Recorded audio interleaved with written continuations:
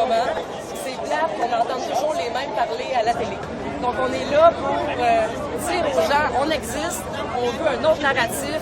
Il y a la rentrée scolaire qui s'en vient, il y a la loi Baillon aussi, la loi 61 que le groupe veut faire un baillon avec.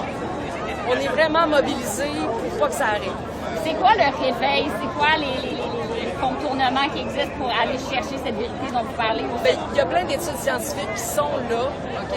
Puis le Québec, on est la seule province à avoir autant de morts sans autopsie, tu sais. Fait que, nous autres, ce qu'on dit, c'est que c'est pas vrai que toutes ces morts-là sont COVID. Il faut arrêter d'avoir peur, hein? La propagande de peur payée avec notre argent de 70 millions fait plus de ravages que le virus. Fait qu'on veut que les gens arrêtent d'avoir peur parce que quand on regarde les vrais chiffres du gouvernement, de l'Institut de la santé publique, on le voit, il y a eu 4 morts la semaine passée. 4. Un des orateurs à l'événement, ça va être Alexis Cossette-Trudel. Tantôt, qui est-ce que ça représente pour vous, ça?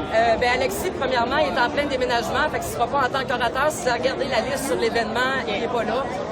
Il y a 12 autres orateurs. Moi, ça représente des gens éveillés qui ont envie de mobiliser encore plus de monde. Mais chacun d'entre nous est leader. Chaque personne ici fait une différence. On voit beaucoup de drapeaux américains puis de symboles QAnon. C'est quoi, ça fait partie de toi, ça? Pourquoi c'est ici? C'est une sorte d'information qui est différente de ce que vous, les médias, vous nous présentez. Fait que c'est des gens qui vont chercher l'information ailleurs. OK.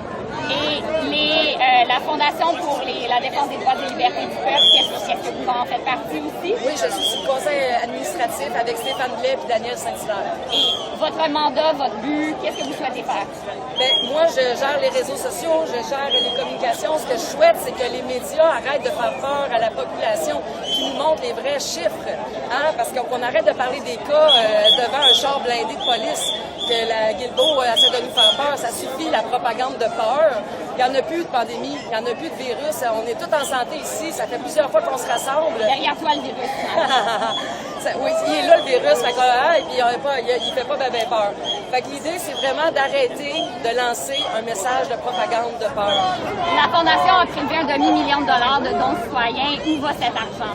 Bien, ça, c'est vraiment les avocats, la poursuite avec Rocco Galati et Vaccine Choice Canada, qu'on poursuit non seulement le gouvernement du Canada, mais aussi Radio-Canada et d'autres personnes, dont Theresa May. Puis la liste, elle est là sur notre site.